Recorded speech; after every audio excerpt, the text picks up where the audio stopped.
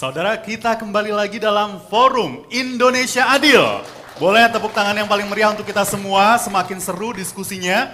Dan kami berharap agar semua tetap konsentrasi ya. Ketika ada yang berbicara, harap agar fokus kepada yang sedang berbicara. Seperti yang tadi saya sampaikan di awal bahwa kita kedatangan pula sejumlah orang yang menjadi korban investasi bodong. Termasuk dengan kuasa hukumnya atau lawyernya. Nah, kita akan berbicara dulu dengan Bang Alvin Lim. Selamat siang, Bang Alvin. Kita kembali bertemu lagi, Bang Alvin. Anda dikenal sebagai sosok pengacara yang berani, kritis gitu dalam membantu dan juga mendampingi para korban investasi bodong.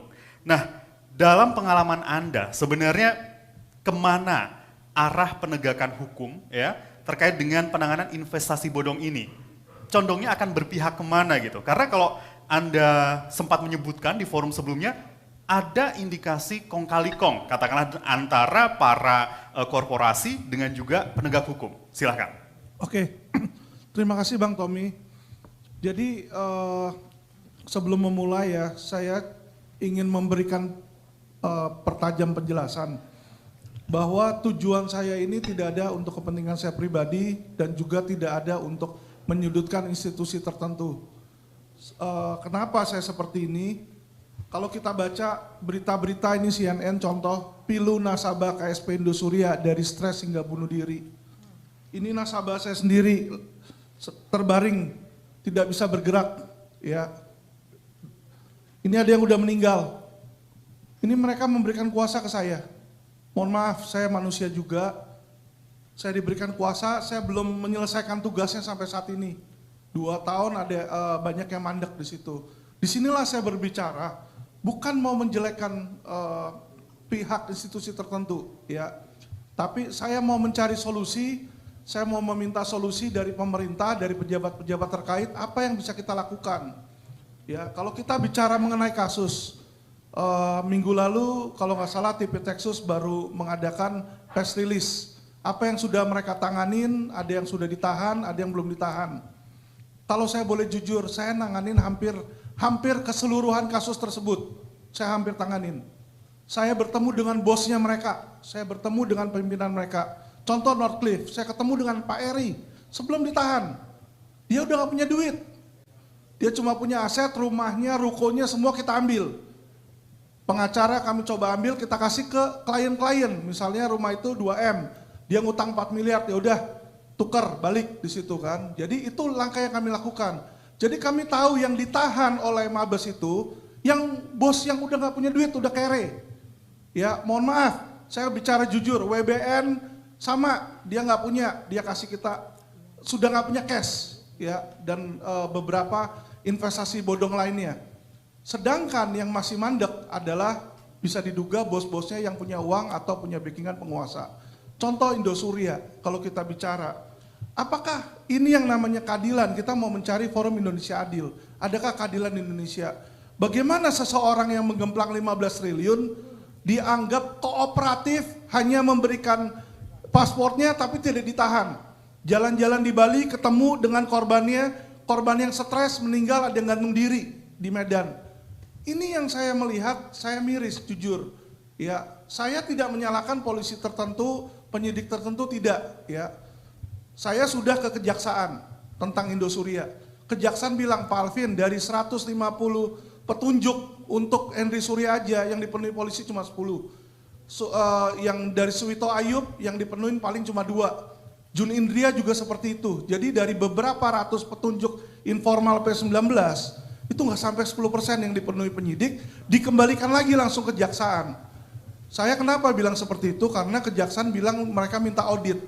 Jadi mereka memintakan audit 15.000 nasabah. Saya pertanyakan adalah begini. Ya mohon maaf, Mabes Polri pun menangani kasus yang sama, yaitu Vikasa belum lama WBN. WBN itu cepat loh, ditangkapnya itu diproses setelah Indosuria. Indosuria sudah 2 tahun jadi tersangka, bukan 2 tahun prosesnya. Dia sudah 2 tahun jadi tersangka, kasus itu tidak bisa P21. Nah ini investasi bodong yang kurang lebih sama dengan PT WBN. WBN ownernya 4 orang semua ditahan, sama Mabes, ya kan? Sekarang sudah sidang, tidak diperlukan yang namanya audit di situ. Jadi kalau audit 15.000 nasabah, saya orang bank. Audit itu kalau kita satu perusahaan aja tuh bisa 8 bulan, biayanya bisa 80 juta, 100 juta. Ini 15.000 nasabah, belum ada yang sudah meninggal. Semua harus ditanya berapa uang yang dimasukin, berapa yang sudah ditarik, berapa bunganya. Karena audit itu seperti itu dan mereka harus verifikasi. Saya tanya waktu di Kejagung, mohon maaf Pak, ini bisa berapa lama? Oh itu bukan urusan saya berapa lama, mau 2 tahun, mau 3 tahun, ya kan? Ya kita butuh itu sebagai petunjuk. Terus saya tanyakan lagi, kenapa kok kasus-kasus yang lain tidak? Dia bilang ya, itu yang kami mintakan sama penyidik, mohon penyidik untuk sediakan, siapkan. Memang sebenarnya bukan tugas dari kuasa hukum, kenapa saya turun seperti itu? Saya jujur mengalami kesulitan untuk bertemu membicarakan kasus. Sekali lagi LQ tidak ada keinginan untuk membuat kegaduhan atau keonaran. Ya, saya sudah ke TV Texas, saya bicara ketemu sama Kanit. Kanit saya tanya nggak mau jawab, nggak bisa jawab, diem aja. Iya Pak, saya coba yang terbaik. Lah ini sampai mana Pak? Mana yang informalnya mana? Tidak mau bicara. Akhirnya terpaksa kami sendiri yang harus ke kejaksaan menanyakan di situ. Nah kejaksaan bicara. Polda lebih parah lagi, ya kan? Ada kasus saya mau konfrontasi atau pertanyakan, kalau Mabes TV Texas masih ada yang mau bertemu. Polda Metro saya mau ketemu sama Kapolda, mau ketemu, tidak ada yang mau ketemuin. Saya tunggu dari pagi sampai tengah malam. Akhirnya bagaimana? Kami ini mencari keadilan. Ketika kami menemui orang yang bersangkutan tidak bisa, ya otomatis kami teriak di media sosial. Ya, bukan untuk membuat kegaduhan. Kami cuma mau perhatian pemerintah agar kasus ini ditangani. Apakah adil seseorang yang mengemplak 15 triliun jalan-jalan di Bali, naik Alphard, sedangkan orang yang susah sampai nggak punya makan bunuh diri? Saya bicara sama polisi, tolong hati nurani kalian gitu loh. Ya kan? Apa yang terjadi kalau sampai yang bunuh diri ini, ibu kita contoh yang sakit, terbaring, apa nggak besok kalau bisa kita tangkap orang itu, kalau ada kewenangan. Jadi yang saya pertanyakan di sini adalah kewenangan yang tebang pilih, hukum itu tebang pilih. Ya, saya kenapa bisa bilang begitu? Saya bisa buktikan dokumennya di kantor saya ada. Northcliffe, WBN, itu settle sama kita. Dia tuh tidak punya cash. Ya, dan polisi itu tidak mau terima properti. Kami di TP Texas kemarin, bukan di TP Texas, sorry, di Divis Mondef, itu dimintain uang 500 juta, itu yang saya rekam. Saya bilang di Polda Metro, saya bilang, Polda, ini kita dikasihnya nanti ruko, ya udahlah tunggu ruko dijual atau ada tanah, saya kasih kamu 20% dari tanah, nggak mau, saya minta cash di depan. Jadi yang tidak ditahan itu mereka yang sorry masih punya cash, saya tahu di situ. Makanya kenapa itu Hendy Surya ya kan tidak ditahan. Kresna juga sudah tersangka di Mabes, saya tahu ya kan. Bahkan di OJK dijadikan tersangka oleh Pak Lumban Tobing, saya tahu, saya ikutin. Kita law firm yang memang paling gercep dan kita cari data. Ya walaupun di dalam pra-peradilan itu ada kesalahan nama, bukan Kurniawan. Kalah. Nah itu dia. Jadi inilah, sorry ya, kenapa saya tahu di situ. Mereka itu juga bicara dengan kami, ya kan apa yang mereka alami di kepolisian diminta. Mereka cerita karena Pak Eri, Pak WBN itu semua cerita ke saya. Ya jadi saya juga mendengar dari dua belah pihak. Terlepas dari benar atau tidaknya, tetapi kita bisa melihat kalau ada tebang pilih di mana ada yang ditahan ini, contoh Pikasa ditahan, Eri ditahan, Northcliffe ditahan. Pertanyaan saya, kenapa kok mereka nggak ditahan aja paspornya juga dan dibiarin bebas? Bener nggak? Maksud saya, ini kasus yang sama loh. Kecuali kita kasusnya beda. Ya apalagi kalau saya bilang investasi bodong ini jangan dipandang remeh. Gini, Muhammad Kece bisa cepat ditahan. Ya Habib Bahar bisa cepat ditahan. Itu kewenangan penyidik, saya tidak menyalahkan. Tetapi pertanyaan saya, apakah kasus yang menyebabkan orang sakit, orang meninggal ini RIP di sini tidak kalah hebatnya? Itu pertanyaan saya. Ya, Habib Bahar dia ancaman di bawah 10 tahun. Ini ancaman 20 tahun loh. Di atas 10 tahun loh. Ya, kalau kita bicara tentang menghimpun dana masyarakat tanpa izin BI, itu 5 tahun minimal, maksimal 15. TPPU 20. Ya, jadi maksud saya, mohon maaf ya, mereka itu mafia. Jangan dibilang mereka nggak punya uang. Contoh kayak Kresna tadi Pak Lumban Tobing baru bilang mereka kalah. Sebelum kalah saya sudah tahu mereka sudah susun, mereka berusaha masuk itu ke pejabat-pejabatnya. Ya, jangan salah, OJK aja bisa memenangkan PKPU itu mestinya OJK. Ketika diajukan mereka ada kali kong, hakimnya sekarang udah dipindah, itu dimenangkan. Jadi saya bilang oknum ini selama dia punya duit itulah kalangan kelas atas. Makanya kenapa saya tagih janji Kapolri, hukum jangan lagi tajam hanya ke bawah. Tolong, ini kalangan atas diproses, apalagi yang mahkota. Mahkota lebih parah, kenapa saya bilang? Terlapor Raja Sabta Oktohari, itu kita tahulah anak salah satu ketum, ya kan? Polisi yang dilakukan selama 2 tahun, memanggil 6 kali. SP2HP yang kami terima, nanti mau dipanggil lagi ke 7 kali. Pertanyaan saya, apakah itu yang namanya kooperatif dari sisi hukum? Apakah warga negara kalau menerima panggilan dari kepolisian wajib hadir atau boleh kagak hadir? Pertanyaan saya, kecuali dia sakit, ya kan? Ini 2 tahun loh, 6 kali dipanggil. Terus saya bilang, saya mau ketemu sama Pak Kapolda, Kapoldanya nggak mau ketemu. Dia nggak mau ketemu, ya kan? Kasubdit ada main, akhirnya sekarang Kasubdit Wadir dipindah kan di situ. Nah, jadi pertanyaan saya di sini, ya kan, terhadap investasi bodong ini benar-benar tumpul, tidak ada keadilan. Disinilah makanya kami bicara, karena kenapa? Ini jutaan orang loh.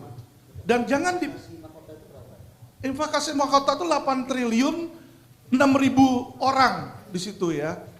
Bagaimana seseorang aparat atau lagi ketua KOI dipanggil oleh kepolisian 6 kali tidak mau hadir? Ya kan? Seharusnya saya kecewa terhadap kepolisian, bukan saya benci. Saya hormati institusi itu, institusi ini hebat sekali. Nangkap teroris bisa, nangkap Habib Rizik yang punya jutaan puluhan juta massa, dia bisa tangkap, hebat. Tapi kenapa terhadap investasi bodong, terhadap Endi Surya, terhadap mahkota tumpul, tidak datang, oh yaudah panggil lagi aja ke 7 kali. Pertanyaan saya, di mana wibawa pihak kepolisian? Itu, ya jadi saya mohon di sini pemerintah, kasihan, saya cuma ngelihat ini, orang udah RIP seperti ini, dia udah gak bisa bicara.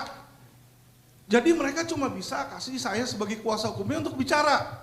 Disitulah kadang makanya kenapa saya bicara, saya keras, saya udah frustasi. Saya coba yang saya bisa sebagai kuasa hukum, tapi kewenangan bukan di saya. Kewenangan di kepolisian, kewenangan di OJK, kewenangan di kejaksaan untuk selalu P19. Jadi terakhir saya bicara sama kejaksaan bilang, ini naga-naganya akan P19 terus dan akan SP3 Pak. Jadi kalau seperti itu, untuk apa lapor polisi? Ya, itu Pak. Baik, nanti pihak kepolisian akan kita berikan porsi untuk memberikan tanggapannya, tapi kita juga memiliki rangkuman video terkait dengan investasi bodong untuk mencairkan suasana agar cooling down sejenak. Kita lihat.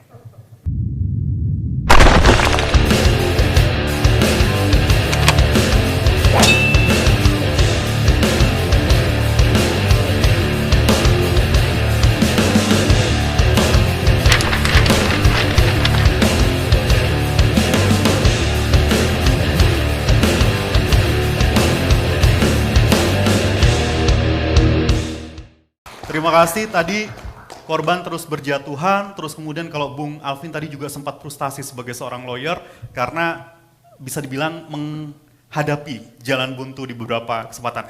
Kalau saya ingat, ketika terjadi kasus-kasus yang viral, kasus-kasus yang melibatkan masyarakat, biasanya ketika sampai di presiden itu agak cepat gitu. Kemudian pembantu-pembantunya untuk merespon. Saya kasih kesempatan kepada Bung Alvin, apa yang ingin Anda sampaikan kepada Presiden Joko Widodo agar permasalahan terkait dengan investasi bodong yang sudah banyak korbannya masyarakat umum bisa diselesaikan? Ya, terima kasih Bang Tommy.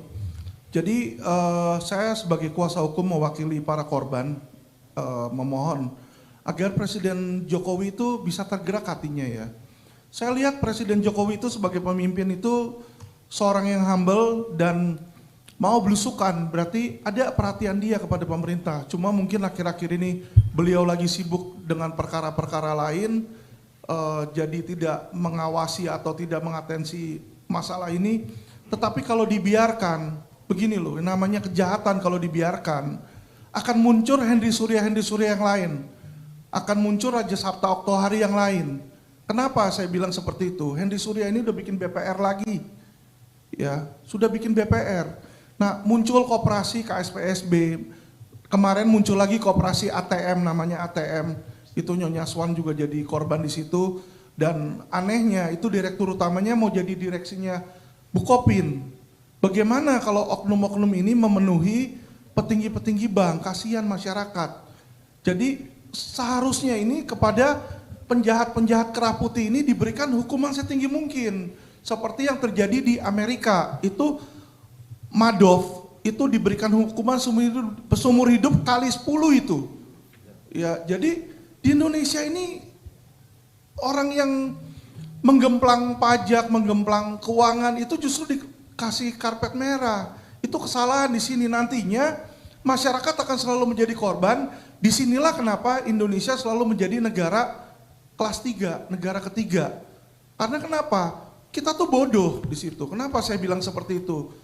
Ini uang masyarakat, capek kerja keras, seumur hidup dia kumpulin, ya kan, tabungannya diambil sama penggemplang kerah putih, dimasukin uangnya ke Cayman Island, dimasukin uangnya ke ke Panama Paper di situ, sehingga devisa kita tuh hilang di sana. Sedangkan Presiden Jokowi sama Sri Mulyani kerja keras, ayo sini yang di luar negeri, ayo uangnya di sana, masuk ke dalam. Jadi masuknya cuma 1, keluarnya 1000. Ya, disinilah makanya ekonomi Indonesia tidak akan maju. Dan kalau sekarang ekonomi Indonesia belum ambruk karena COVID, hanya tertolong karena naiknya harga saham IHSG di situ. Tetapi sebenarnya kalau kita lihat di jalanan, teman saya aja pabriknya banyak yang tutup, Pak. Ya, pegawai-pegawai banyak yang dipecat. Jadi ada perbedaan antara yang di Main Street sama Wall Street di situ. Di IHSG kita naik, tetapi sebenarnya yang di Main Street itu sekarang semua lagi sakit, lagi sedih. Itu yang saya mau kasih tahu. Ya, jadi tolong Bapak Presiden Jokowi beri perhatian di sini ya. Mungkin kepada mereka di kepolisian apabila ada oknum, ya oknum itu disingkirkan. Saya yakin masih banyak polisi-polisi bersih yang mampu mengerjakan tugas ini. Ini bukan tugas susah kok sebenarnya. Tergantung mau atau tidak, punya hati nurani atau tidak. Nggak sulit di situ. Mencari, ngambil datanya di mana ke PPATK. Polisi itu punya akses, ya. Polisi Indonesia itu super power di situ. Tetapi saya cuma lihat sedih, kenapa kok tumpul? Kenapa saya mesti bicara dengan Pak Presiden Jokowi? Beberapa kali saya udah teriak ke Bapak Kapolri, ke Kapolda, boro-boro saya nggak ditanggepin di situ, ya.